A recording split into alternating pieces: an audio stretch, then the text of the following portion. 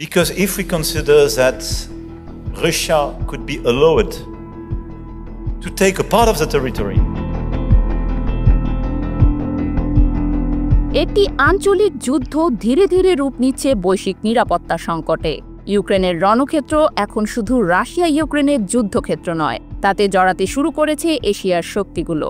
উত্তর কোরিয়ার সেনারা যখন গোপনে রাশিয়ার পক্ষে অস্ত্র হাতে নামছে ইউরোপের মাটিতে, তখন ফ্রান্সের প্রেসিডেন্ট এমানুয়েল ম্যাক্রো চীনকে সরাসরি হুঁশিয়ারি করে তিনি বলেন, উত্তর কোরিয়া যদি ইউক্রেনের মাটিতে যুদ্ধ করে তাহলে ন্যাটো পা রাখবে এশিয়ার মাটিতে। সিঙ্গাপুরে অনুষ্ঠিত আন্তর্জাতিক প্রতিরক্ষা সম্মেলন শ্যাংরি-লা ডায়ালগে শুক্রবার দেয়া বক্তব্যে ম্যাক্রো বলেন, উত্তর কোরিয়ার সম্পৃক্ততা শুধু ইউরোপ নয়, গোটা বিশ্বের জন্য হুমকি, এবং চীন যদি সত্যিই এশিয়ায় ন্যাটোর বিস্তার না চায় তবে এখনই পিয়ংইয়ংকে থামাতে হবে।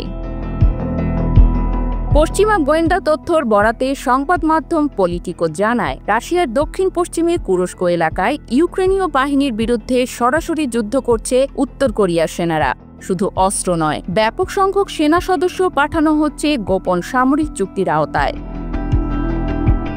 ফ্রান্স সবসময় ন্যাটোর এশিয়া সম্প্রসারণের বিরোধিতা করে এসেছে, কিন্তু এবার পরিস্থিতির মোড় ঘুরেছে।